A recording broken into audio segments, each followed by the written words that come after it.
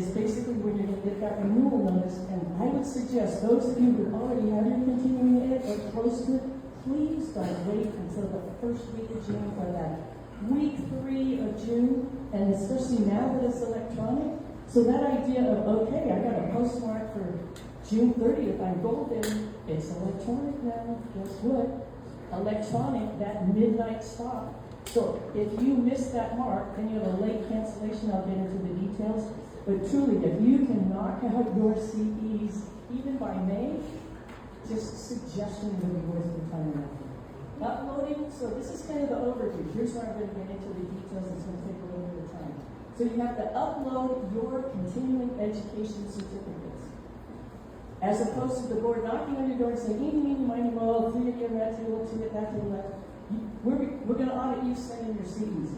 Now, all of you are basically having to submit your CEs when it's your year of renewal. So again, I'm just going to say the class of June of 26, basically, your continuing eds, you actually have to upload those before you get to complete your basically renewal packet, okay?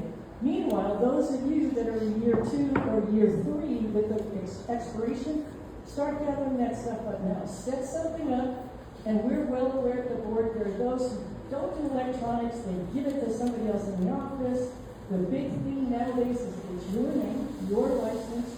So when we get these late renewals, oh, the cries, you guys, and especially come October 1st when it's a done deal.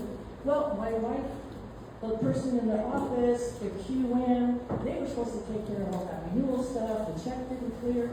It's totally now on you, so that I want you truly to just gear up. Totally gear up. Yes, you can have assistance, but truly gear up. So license renewal, there's an application thing that goes with it, and then this renewal fee, which can only be done by credit card or debit card. So this is the big picture. Again, if you have a chance to take a picture of this Connect registration user guide, I've taken some screenshots just for you to see the visuals, but this is your go-to guide if you want to copy this down, whatever it takes, because this is the how-to, and especially those of you with class of 26. Okay, so here's for the preparation, and even again, the class of 26, I was so sarcastic, but not meant to be that way. The 27 and 28s, those of you whose license is expiring, check yourself. So if you look at this, you can go to DPR's website, external website, and there's a link basically, or a line that says verify your license. Have any of you even bothered to look yourself up on the board's external website? And I highly suggest if you haven't, you do. Your personal address no longer shows up. So these prep items that I'm trying to get you to get ahead of, number one is, basically the code says, hey, use the employer's address. If you want to, you can in fact use your personal address when you sign up with the board, when you fill out that renewal notice. Also, many of you, and rightly so, especially if you're working from home or elsewhere, it's oftentimes a private or USPS post office box. The board needs a physical address, so that has to be included as well. And there are times that, whether it's for whatever reason, things change, county wants to find out where you are, the board needs to visit you for whatever reason, so there's those dualities in terms of the addresses. So the idea is that I get you guys to look, or those of you that are qualified managers and you've got crew, and especially some of these large companies, how many times have people left you, didn't notify the board? You've got people, which I'll talk to on the next slide, of how you clear your roster. But this is for those of you in terms of, do you have the right address? Because even electronically or the paper copies we got, we would have stacks yay high of letters returned for renewal notices that were sent out to licensees. They got bounced back, right? Wrong address.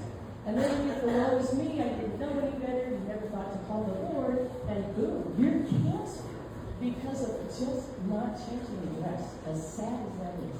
And what a pain. But it's simpler compared to the time and effort you put in on working to get into the license that you have. So obviously the issuance date and the expiration date, that's what you're going to look for. So when you go to the board's website, check your stuff out. This basically will pop up. So you're going to see your name, who you're affiliated with, you get to check yourself to see, oh, am I still with company ABC? I left them ages ago. I'm now with ABCD, company. So, reason for you to check what the stats are for you. QMs, I might suggest you do that for your folks as well, especially with renewal coming up, because God forbid that basically somebody misses the mark, is either on basically late renewal window, but is still working after basically July 1 of 26. You, the QM, could be written up for that as well as the company, because you now have an unlicensed employee. So this is what I'm trying to get you ahead of time in terms of all these nuances tied to renewal situation. And you can verify too your expiration date. We get people who call or send in basically money to renew, and their license is maybe 2 years yet to go for expiration. So it doesn't hurt for basically kind of just check the back numbers on this, especially again, what's your company association? If you're just with one company, you've been with them for ages, but also again, QMs, when you get into an interesting situation at the board where I'm working for company A.